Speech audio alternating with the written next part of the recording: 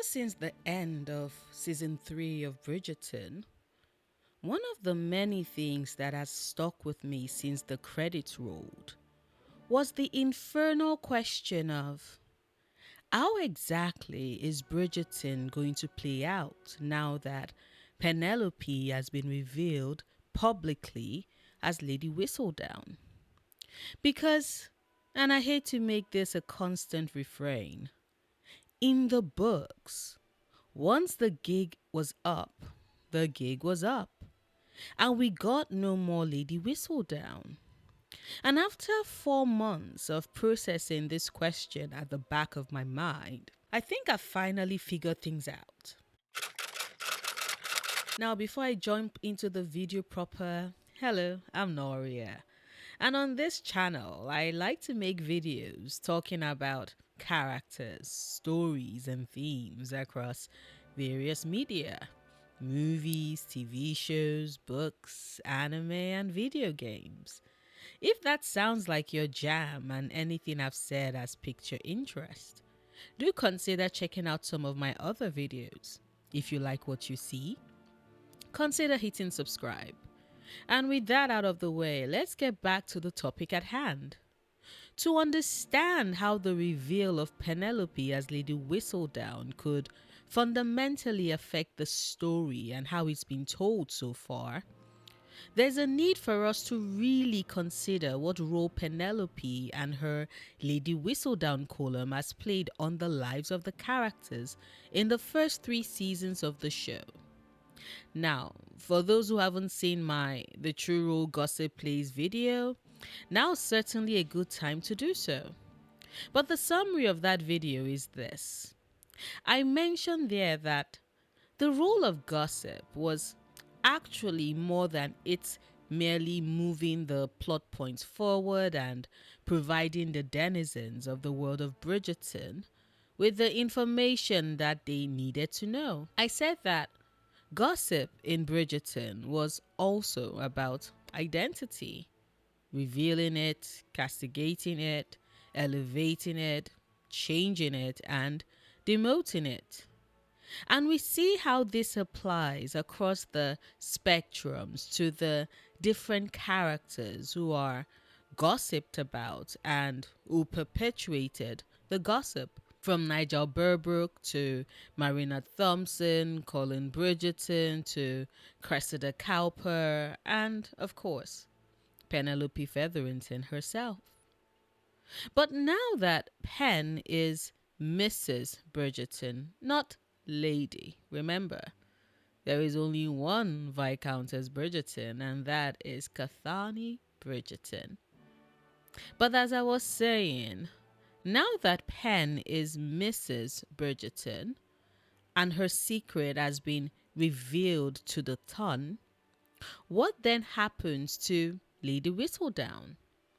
I've seen theories about how she can continue learning the secrets from the servants of the ton, and others responding that that wouldn't serve any purpose and is going to be very unlikely, as no servants would want to risk the possibility or potential of being discovered by their employer, which would for sure cost them their livelihood in a most uncertain of times. And whilst I do agree that navigating the column with word and information coming from the servants can be tricky, I do think that in these conversations, most people forget a core type of journalism that has been present for generations, which I think could be a potentially good transition for Penelope and her gossip.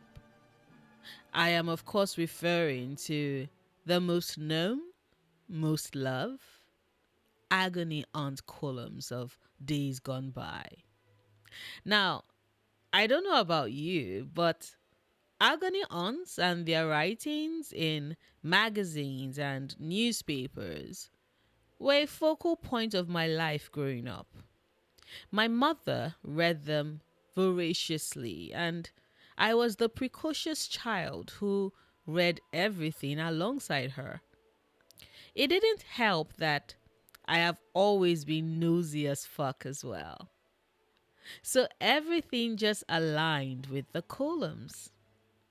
And if you look at agony aunts beyond just merely an opportunity to gossip, to seek advice, but drill down to what they are at their core, a chance for those writing in to get things off their chest in a way that they get to maintain their anonymity, whilst the agony aunt is the face that tells their tale, then I'm pretty sure you're already putting the puzzle pieces together.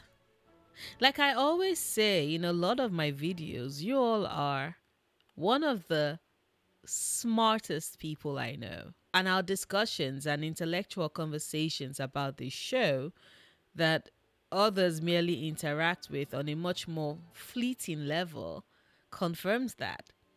Either that or you all are like me in that this is a hyperfixation for you, in which case, at least we are in good company together.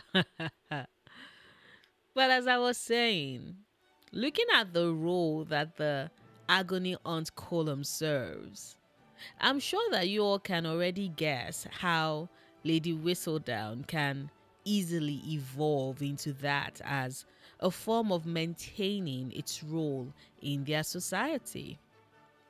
Remember, Lady Whistledown is not just about sharing information and moving plot points forward.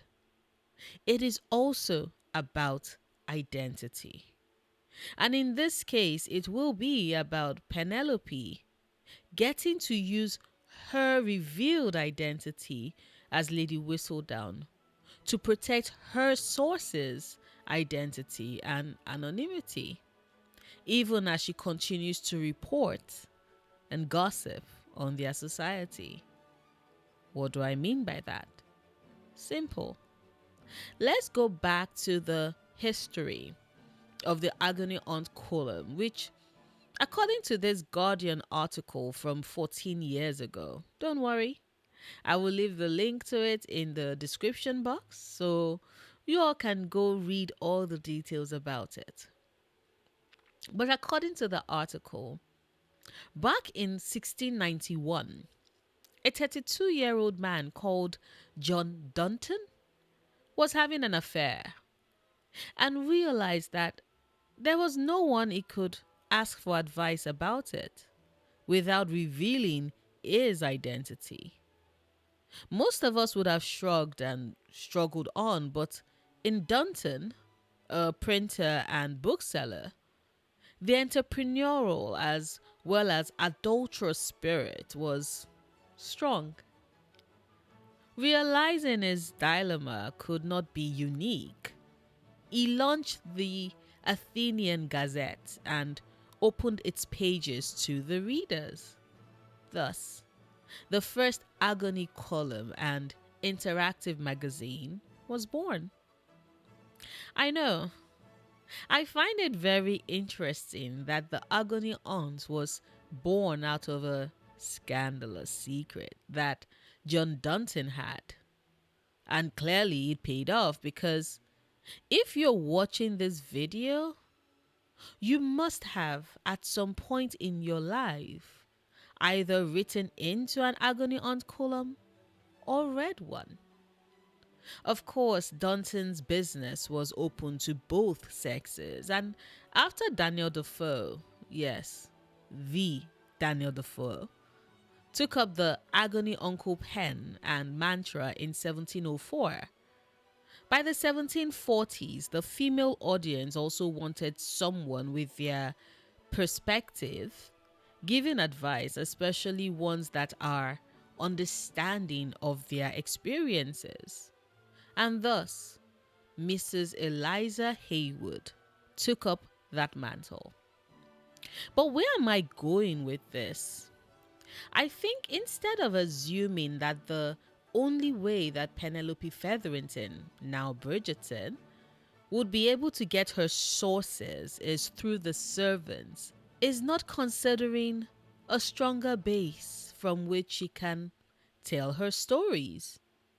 The people of the ton themselves, those who have found themselves hooked on her writing for years, those who might have resented the power and hold that she had over them, but still came to her columns the minute they arrived, like they've been starving for her words.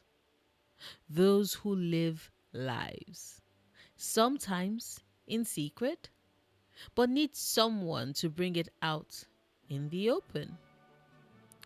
I think the story has been set up for Penelope's opportunity on how Lady Whistledown can evolve from back in season one. I know, I'm not saying that the writers already figured out that this is the route they were going to take back then. I doubt it. And also, this is me theorizing, of course. Season 4 can arrive and none of this theorizing ends up being true. In which case, I'll just have to accept that the writers want different things from what I want with regards how Lady Whistledown is used and interpreted amongst the ton. Because, like I say, her power is quite enormous. We see this with Nigel Burberg and with Mr. Davidson back in season 3, episode 7, who was revealed as being abusive towards his wife. Both men were shunned and castigated by virtue of their true identity as the vile people that they are being revealed.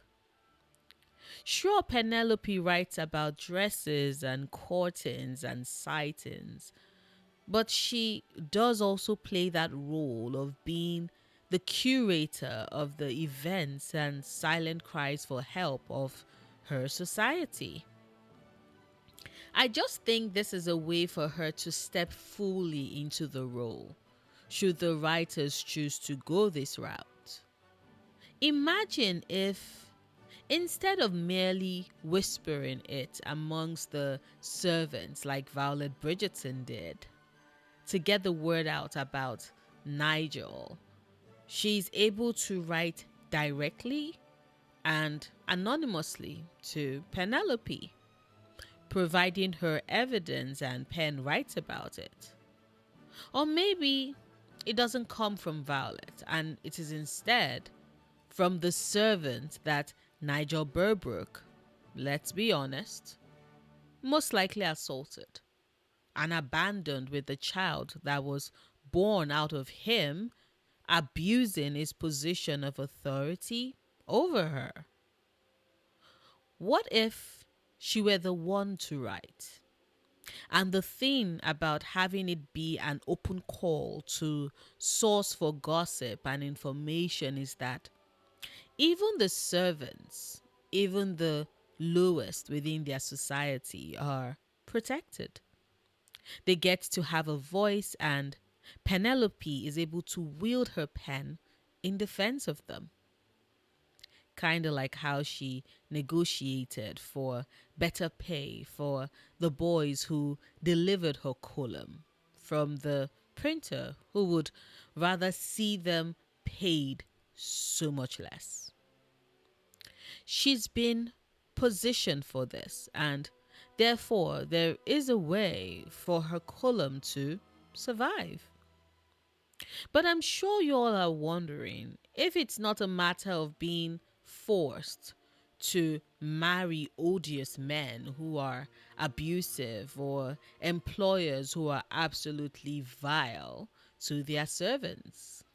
Yes, this is a nod to that particular storyline in Benedict's book, which, would you know it, was exposed by Penelope herself.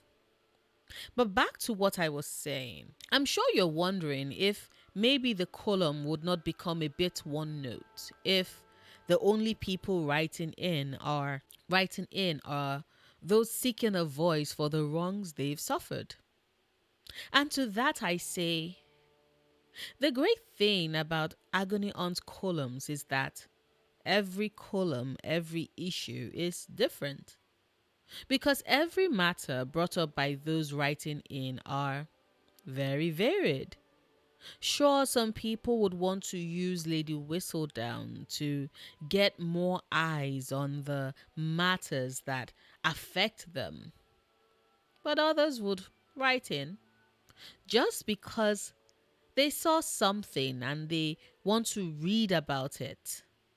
Remember, they get to be her eyes and ears whilst maintaining their anonymity. Because anonymity protects them from the repercussions of their society. But now I'm sure you're pointing out that wouldn't that then put a target on Pen's back? Wouldn't her using her now very public identity serve as a way for those who have been revealed for what they are, or those hurt by what has been said about them from the anonymous writings, turn to hurt her instead? And to that I say yes. That might have been the case, if not for the fact that Penelope Featherington is being protected by the Queen herself. Queen Charlotte being present at the ball was, yes, meant to serve as a warning to Pen that she needed to change the way in which her column functions, and she needed to take accountability for it. But you see, that was for Penelope's benefit. What the Queen giving her stamp of approval does for Penelope, on the other hand, is cover her with royal immunity. As long as she's serving her purpose and has not turned the column into a way to settle her personal slights, we can assume that Queen Charlotte would extend that protection to Penelope Bridgerton. And for those who are like, yes, but why would Queen Charlotte do that though? It's because, regardless of their differences, Charlotte does appreciate Penelope's role as the curator of gossip within their society. She needs her to maintain that. So I do think we will see some leeway with regards how that is approached in the eventual story. But yes, I really do think there will be a shift in Lady Whistledown, but not tonally. Penelope would continue to write as she's always done. Instead, her sources of information have just gotten infinitely, monumentally larger. And that is something I find fascinating. Those who write and state that Lady Whistledown is gone or over or has lost its teeth because of the Pen reveal have not considered what this change would bring to their world and the stories. Pen's sources have grown. They are now infinitely more than they've always been at the start of her columns.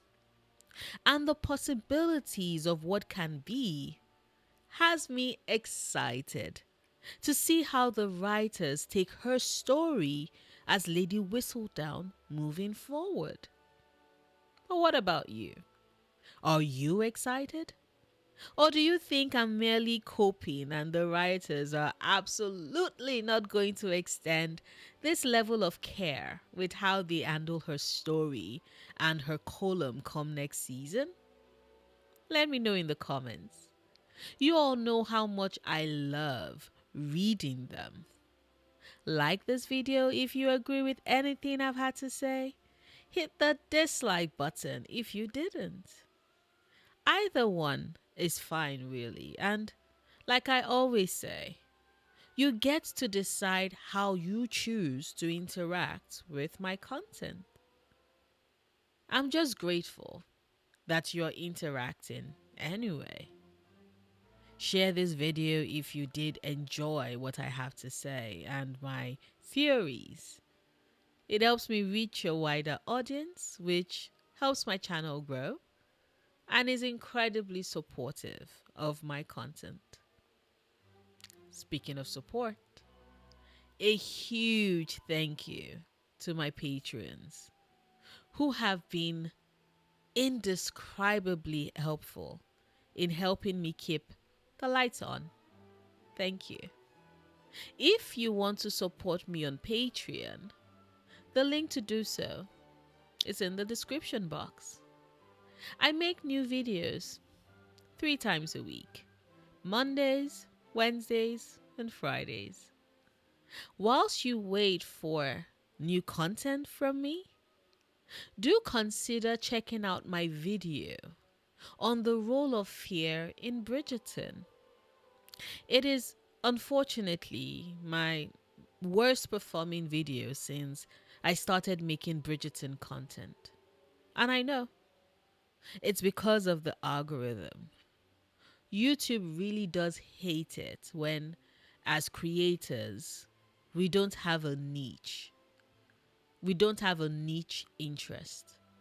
I'm sure if all I talked about was Bridgerton and focused solely on TV shows or movies, things would be markedly different. But I'm someone who has a variety of interests and loves to make videos about them. So here we are. But yes, like I said, do check out that video if you haven't seen it yet. Until next time, do remember, obsessing over the things you love, perfectly valid coping mechanism.